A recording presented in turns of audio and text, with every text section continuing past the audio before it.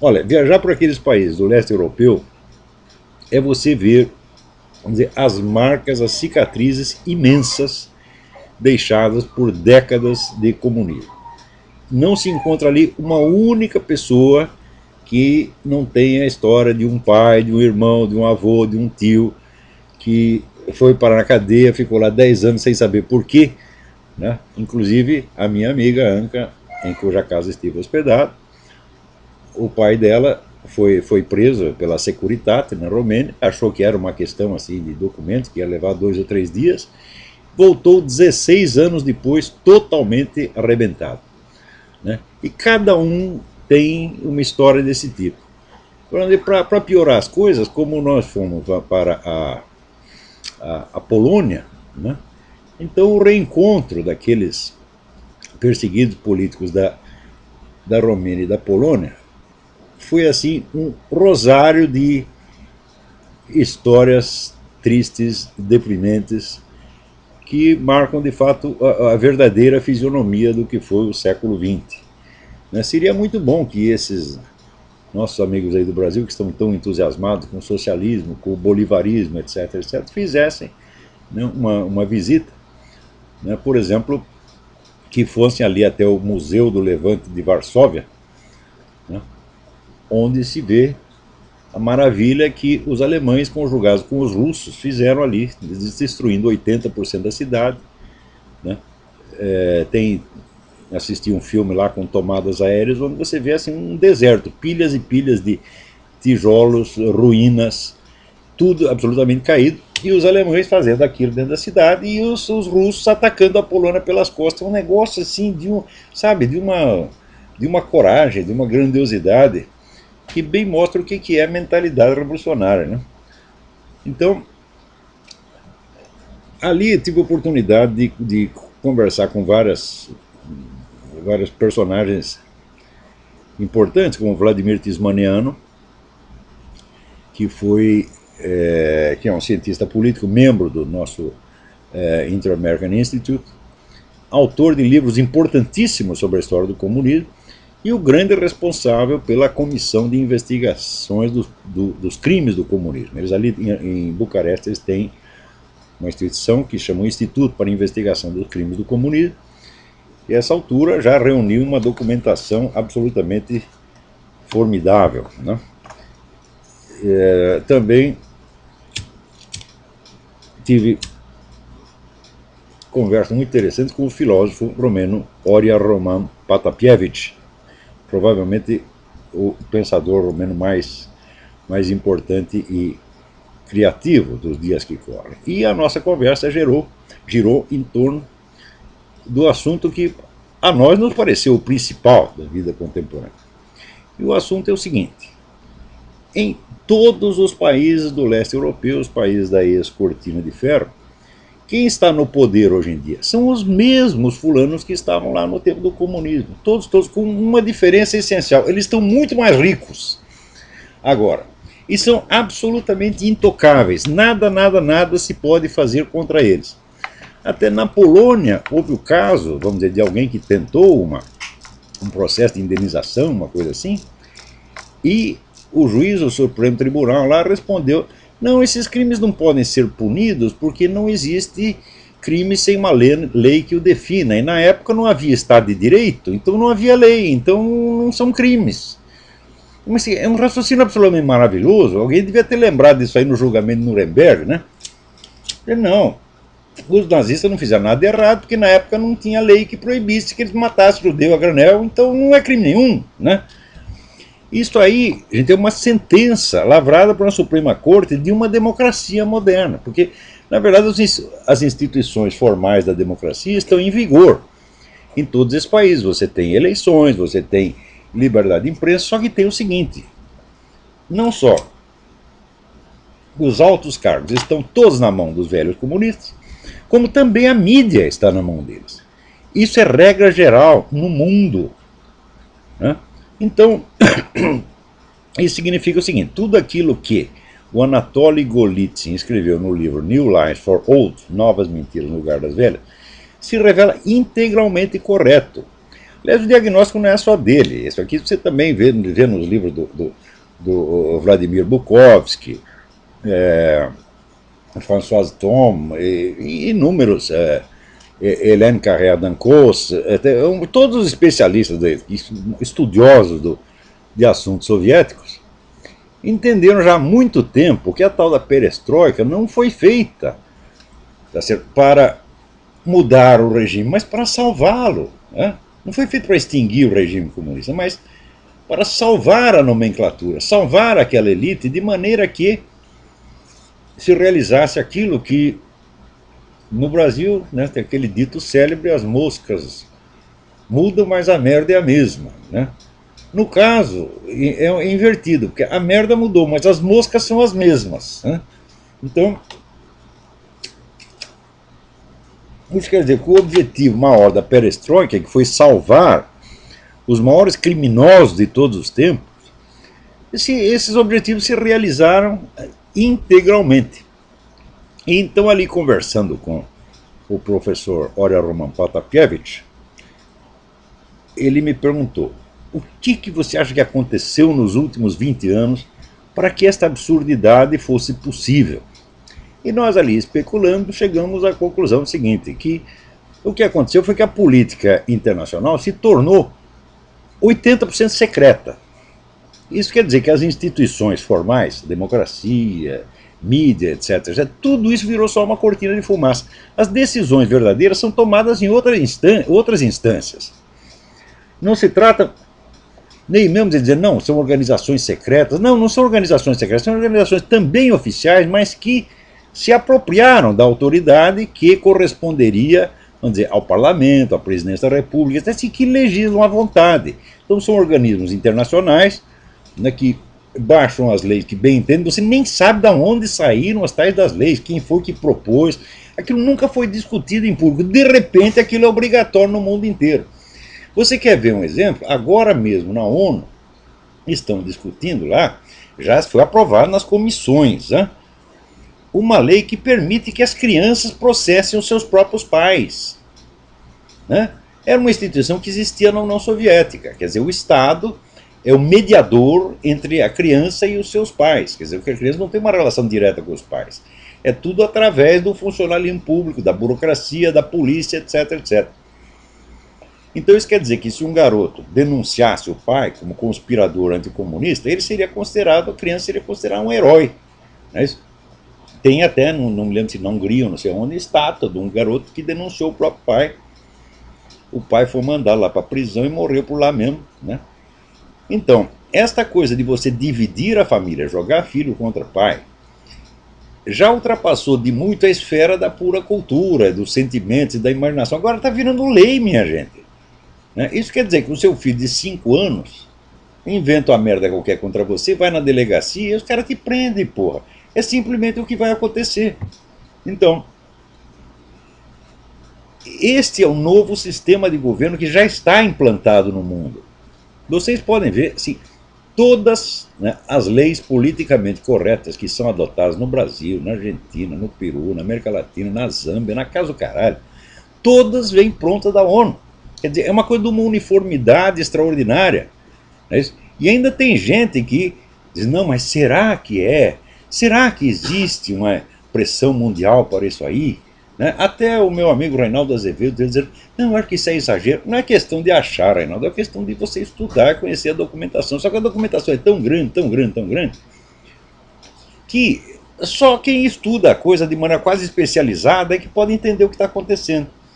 Então se criou assim um governo secreto, que é secreto não porque ele se esconde, mas porque a complicação é tão grande que o cidadão comum não consegue acompanhar isso aí. Só estudiosos, só eruditos, só scholars conseguem acompanhar o que eles estão fazendo e compreender. Então criou uma espécie de barreira intelectual intransponível. Então, no mundo de hoje, então, o governo já é secreto. O fator secreto, vamos dizer, sempre existiu um pouco ao longo da história, né? Até o René Guénon dizia que é o segredo da essência mesmo do poder. Mas, vamos dizer, até o século XIX, a influência, por exemplo, de serviços secretos se limitava mais ou menos ao campo militar. No século XX, os russos inventaram a tal da KGB, que chamava NKVD, que era a verdadeira administração do país. Quer dizer, o sistema soviético se baseava em dois pilares, a KGB e o partido. Tá certo? Mas, naturalmente, a KGB, que tinha a ficha de todos os membros do partido, era realmente quem mandava. O partido era uma fachada da KGB. E quando caiu a União Soviética, a KGB ficou absolutamente intacta. Tá certo? Não só ficou intacta, como aumentou o seu contingente e hoje tem mais poder até do que tinha no tempo do regime comunista. No tempo do regime comunista havia um agente da KGB para cada 400 cidadãos. Hoje tem um para cada 200, quer dizer, duplicou o tamanho do negócio. A KGB foi a maior organização de qualquer tipo que já existiu. Nunca ninguém fora da KGB soube qual é o tamanho do orçamento da KGB. E além da KGB, ainda tinha o Serviço Secreto Militar, o tal do GRU, que era uma entidade de uma delicadeza exemplar, que quando um dos seus traía, né, ou era acusado de traição, o sujeito era queimado vivo. Está no livro Memórias do Viktor Suvorov, que foi agente do GRU e conseguiu fugir, né? Então ele diz ali, olha, no GRU você só podia entrar. Só tinha um jeito de você sair. Saía pela chaminé em formato de fumaça. Né? Então, isso era considerado uma coisa normal. E este sistema baseado inteiramente na polícia secreta, quer dizer, o Estado policial na sua forma mais pura que já existiu, né? Perto do qual até a Alemanha nazista, né, se aproximava mais de um caos do que de um regime totalitário, porque na Alemanha nazista você tinha 20 serviços secretos, cada um boicotando o outro, enquanto na Rússia você tinha um negócio totalmente centralizado na mão da KGB e do GRU. Tá certo? Nem o partido podia com eles. Então, vamos dizer, a expressão mais pura do totalitarismo foi realmente o regime soviético, do qual o regime nazista foi apenas, vamos dizer, uma cópia remota e mal feita. Né? Então, a gente vê que esse sistema sobreviveu muito bem, tá certo? À chamada liquidação da União Soviética. Um dos motivos pelos quais sobreviveu é que é o seguinte, nos últimos 20 anos de existência da União Soviética, quando as ideias de perestroika começaram a circular por aí, os capitalistas ocidentais, todos os governos ocidentais, retiraram o apoio que vinham dando aos dissidentes, que àquela altura estava metade na cadeia, e começou a apoiar os chamados comunistas reformistas. Começou a desprezar os dissidentes, não, aqueles são apenas uns idealistas, sonhadores, mas esses comunistas reformistas, tipo Gorbachev, tal, esses são os caras realistas, que vão realmente fazer alguma coisa. Então acontece que quando o sistema soviético veio abaixo, toda a elite ocidental tinha rabo preso com a KGB.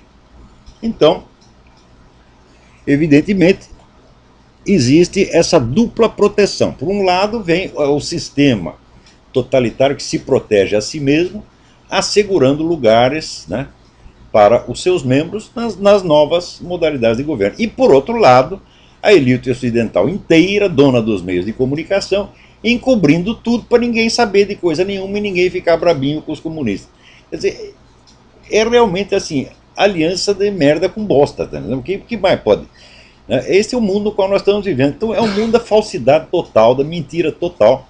E ao mesmo tempo, o sistema da mídia internacional se transformou apenas, vamos dizer, numa rede de camuflagens. Não, isso quer dizer que a grande mídia não tem confiabilidade mais nenhuma. Quer dizer, não se trata das antigas distorções do noticiário, viés, etc. Não, assim, é mentira estruturada, é um negócio de engenharia social mesmo. Né? Você quer ver, outro dia, alguém me manda aqui, veja que coisa, uma notícia de 2010. Né? Mas que eu desconhecia completamente, porque aqui só saiu em sites, vamos dizer, de ONGs, sites de protesto, etc. Não saiu uma palavra na grande mídia. E em 2010 houve um protesto islâmico na Noruega, onde 50 mil militantes radicais islâmicos saíram pelas ruas, jogando granadas, tocando fogo em tudo, agredindo pessoas, matando, fizeram um festival. Tá certo? Ora, a Noruega foi um dos países que mais contribuíram em dinheiro, tá certo? E em apoio diplomático para Autoridade Palestina e essa putada toda do radicalismo islâmico. Então recebeu, de certo modo, o prêmio que merecia. Isso, vamos dizer, é uma lição que todo mundo deveria saber. Agora, a mídia internacional inteira, né, se noticiou o negócio, noticiou na página 32, tá certo? Bem escondidinho, quando é uma coisa que tinha que ser manchete no mundo inteiro, porque é um fato altamente significativo e mostra qual é o destino que espera todos os países que estão contando com a possibilidade de amansar essa gente mediante favores e doces palavras. O que vocês vão receber é uma fumeta no cu, tá certo? Que será inesquecível, inesquecível. É uma piroca com lixa, você tá entendendo? Então, e pior, a gente não pode ficar com dó, coitadinho dos noruegueses, né? Que tomaram no cu porque sentaram na piroca, tá entendendo?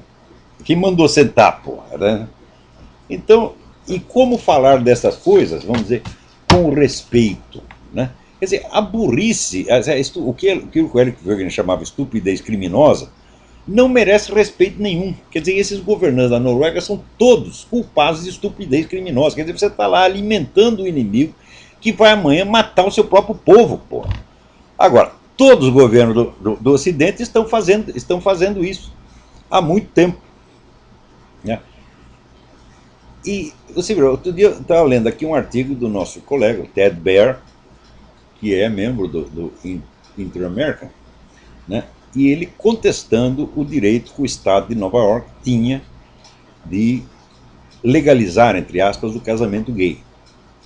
Porque ele mostra que isso fere a Constituição, não só fere a Constituição americana, como realiza, né, um dos objetivos primordiais do movimento revolucionário mundial, tal como se expressa ali no capítulo 2 do Manifesto Comunista, quer dizer, a destruição da família. Então, a destruição da instituição familiar é um objetivo permanente, por assim dizer, do movimento revolucionário, né?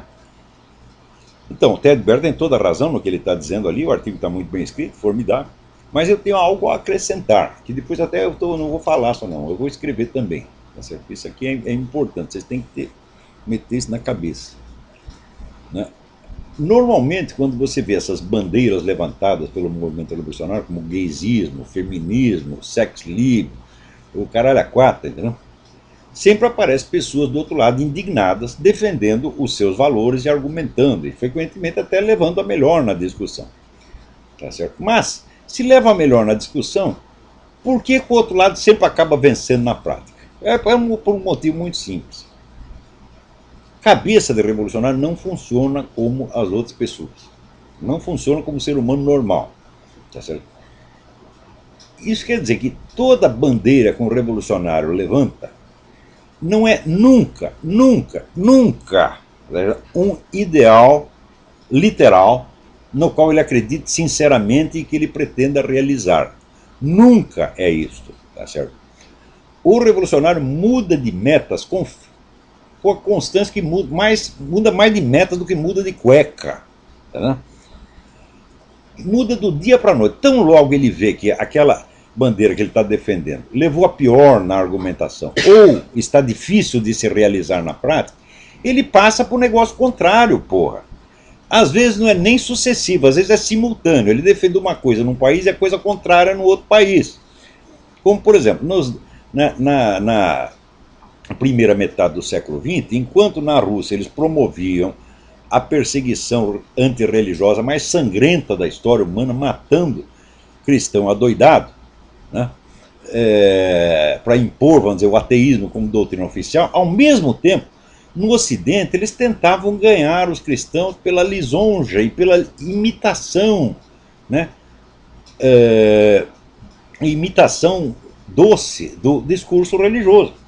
Então diziam uma coisa aqui, a coisa contrária do outro lado, conforme as conveniências de momento e de lugar, o revolucionário muda, tá certo, de posição com uma facilidade extraordinária.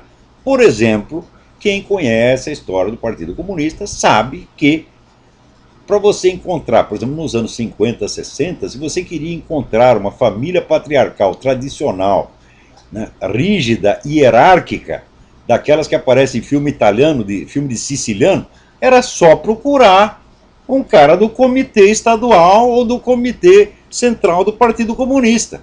Eram os pais mais autoritários, mais rígidos e mais moralistas que tinha, né?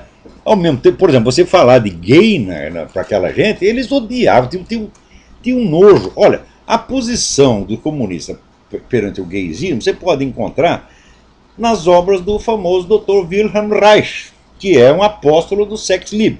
Ele dizia o seguinte: que o homossexualismo é uma perversão criada graças à alienação capitalista, e que quando viesse a sociedade socialista não teria mais viados no mundo, né?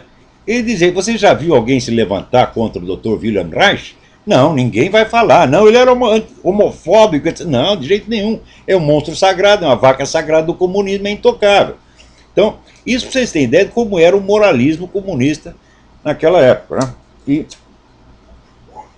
Então, ao mesmo tempo que os comunistas praticavam, né, essa rigidez patriarcal dentro das suas famílias e dentro do partido inteiro era assim, tá certo? Eles estavam fomentando o sex livre, gaysismo e feminismo no Ocidente, porra.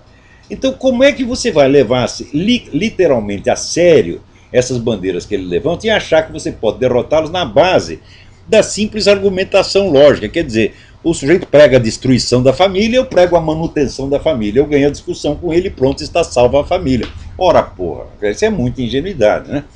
Veja, para você ver, tem dois pontos que é preciso lembrar para que se entenda como esse tipo de combate, vamos dizer, literal e mecânico, né, a mera oposição de ideal a ideal, não funciona.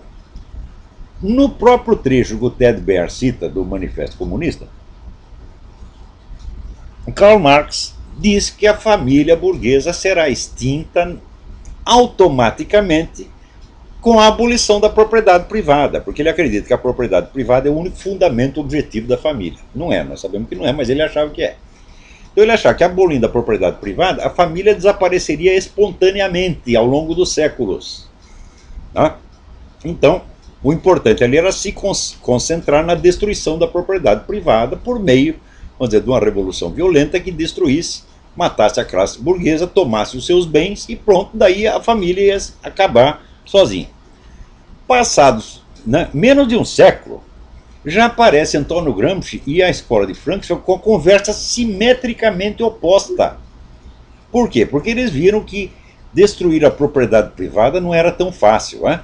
Você vê que na União Soviética sempre existiu propriedade privada ilícita e ilegal, mas que não dá para você exterminar, porque se exterminasse aquela propriedade privada, vinha abaixo toda a economia soviética. Então o comunismo, o socialismo, era só uma fachada. Na verdade, você tinha ali um capitalismo clandestino que alimentava o país. Então viram que liquidar a propriedade privada não era tão fácil, né? Então o que fizeram esses filhas da puta, Antônio Gramsci, o pessoal da escola de Frankfurt? Inverteu 180 graus a teoria marxista da infraestrutura e superestrutura, porque, segundo Karl Marx, a economia é a infraestrutura, ou seja, a parte real da história, e em cima tem um véu ideológico, que é a superestrutura. Então a família seria parte da superestrutura, e a base seria a economia de propriedade privada. Então, retirando a infraestrutura, a superestrutura viria abaixo naturalmente. Era assim que achava Karl Marx. Como destruir a propriedade privada se revelou muito mais difícil do que eles poderiam esperar, e na verdade é impossível, é materialmente impossível a eliminação da propriedade privada, né? Então eles decidiram inverter tudo. Ou seja, em vez de destruir a propriedade privada para daí destruir a família automaticamente, não, nós temos que destruir a família primeiro. E daí talvez cheguemos à destruição da propriedade privada. Ora, pô, o que você acha de uma teoria que inverte em 180 graus o que estava dizendo e continua dizendo que é a mesma, afirmando que é a mesma teoria? É claro que isso não é teoria nenhuma, isso é um charlatanismo oportunista do mais rasteiro, do mais vagabundo, do mais sem vergonha, né? Então quer dizer que agora, depois disso, o negócio piorou. Piorou, porque depois, teórico mais recente, Ernesto Laclau, dito pensador marxista, ele já diz o seguinte, já diz que não existe nem mesmo ideologia de classe, quer dizer, você tem uma burguesia que tem uma ideologia burguesa, um proletário que tem uma ideologia proletária, e assim por diante. Não, ele diz que o discurso revolucionário, a propaganda revolucionária, cria a classe que vai apoiá-la. Quer dizer que, em vez, vamos dizer, do elemento cultural ser a superestrutura que se ergue em cima da infraestrutura econômica, é o contrário. O discurso, a palavra, a cultura é o fundamento que gera a sua própria base econômica, porra.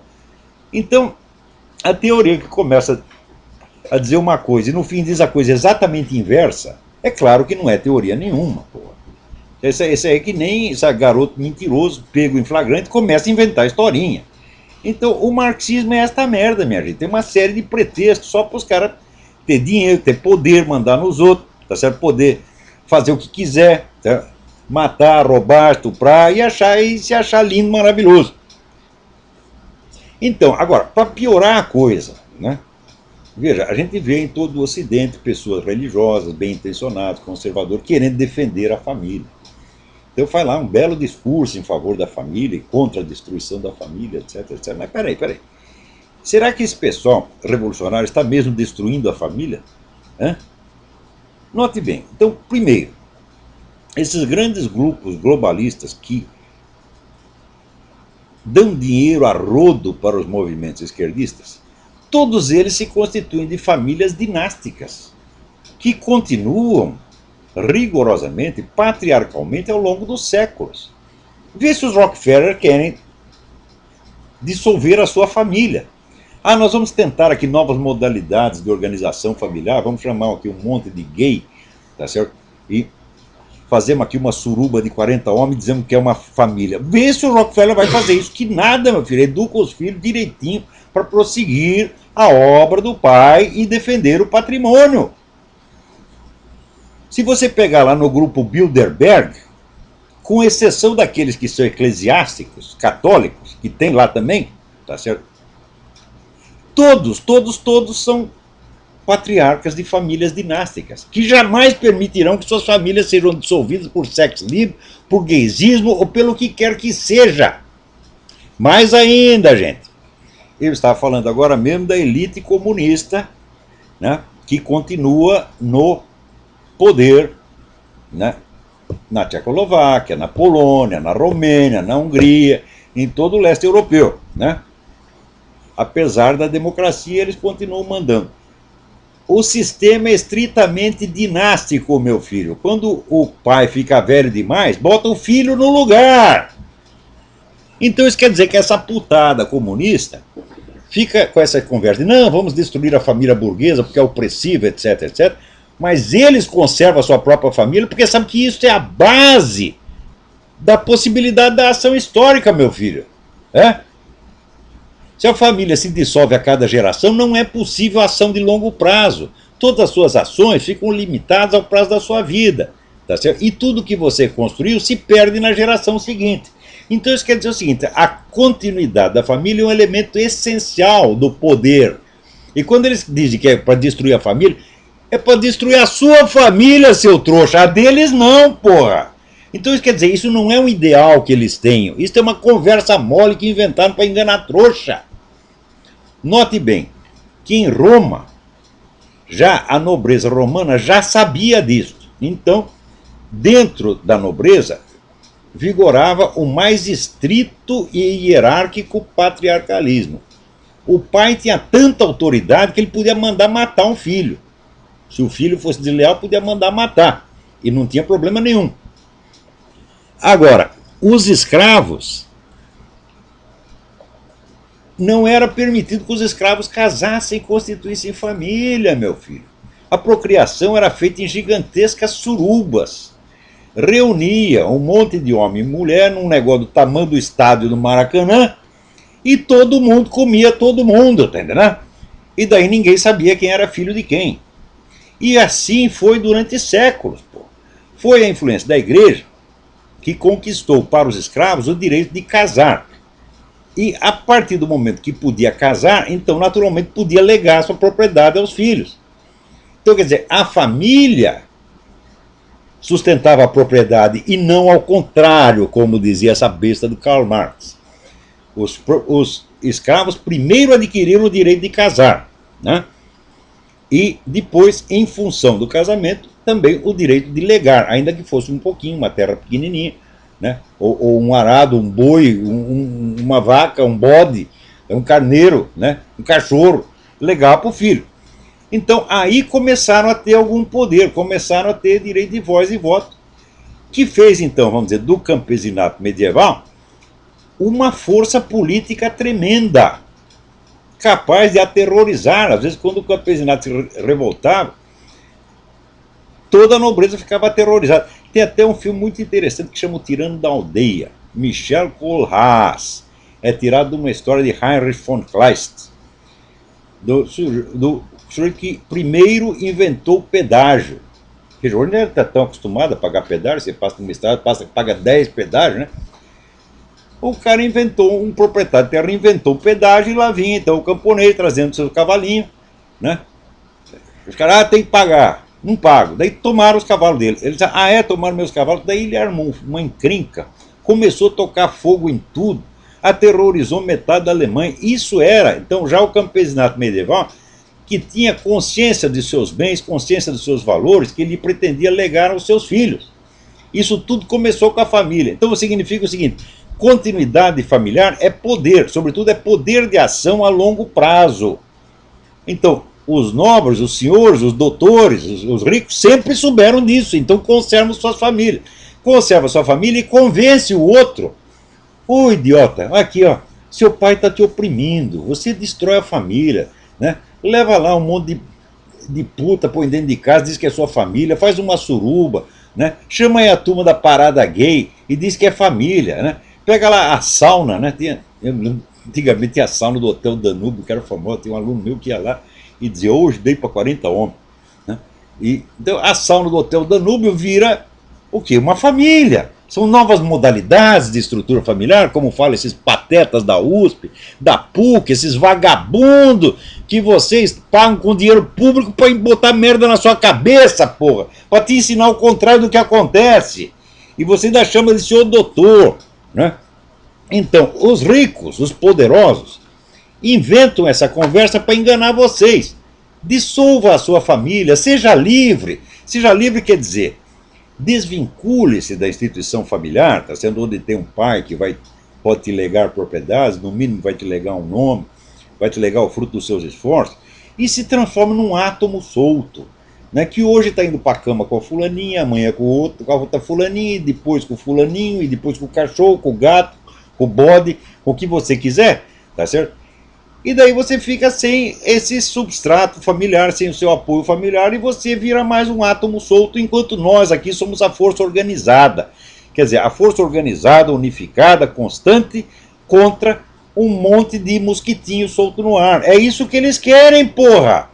Então você defender, teoricamente, a instituição da família não significa nada, porque você não está discutindo com um idealista utópico que acredita no que está falando. Claro que no movimento revolucionário sempre tem os idiotas úteis que acreditam. Mas os chefes, os líderes, os ideólogos nunca acreditaram nessa porra. Né? Você vai me desenganar que Herbert Marcuse, Max Horkheimer, tá certo? Theodor Adorno acreditavam nessa pataquada, mas o que é isso? Você já viu Max Horkheimer e Theodor Adorno participar de uma suruba? Mas nunca. Tinham suas famílias organizadinhas, cuidavam dos seus bens. Aliás, Max Horkheimer, que vivia falando da exploração capitalista, era o maior explorador capitalista, pagava o salário de fome para todo mundo que trabalhava no instituto lá de Frankfurt. Quem conta isso? Herbert Marcuse, que era o único pobre que tinha ali, né? Claro que tinha os funcionários e tal, tinha dinheiro, mas dos intelectuais, o único pobre era o Herbert Marcuse. E o Horkheimer forçava ele a trabalhar, tá certo? Na base do pão e água. Então, vê se algum desses desperdiçou a vida dele, né? Trepando com todo mundo, praticando sexo livre. Mas nenhum é louco, porra! Hã? Já diz o mineiro, quem tem cu tem medo. Então o cara quer preservar os seus bens, porque ele sabe que se ele dilapidar o patrimônio, ele mesmo fica impotente, os seus filhos são largados na miséria, totalmente desamparados perante a força do Estado e das grandes famílias que o dominam.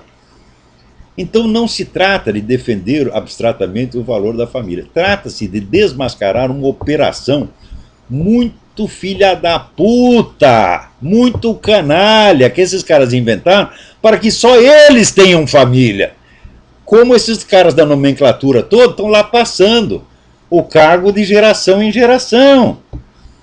Lá no mundo comunista, vai lá na Hungria, na Romênia, na Polônia, você vai ver exatamente. O negócio é puramente dinástico. Né? Você veja aí o nosso amigo Alexandre Dugin, que é filho de gente da KGB e agora é o ideólogo da KGB e vai criar outro filhinho para trabalhar também na KGB e assim por diante. Né? Agora, os outros, eles convencem, desfaça a sua família, joga tudo pela janela. Né? Arrume 15 amantes, põe tudo lá dentro e diga que a suruba é família. Vai todo mundo lá para Woodstock, né?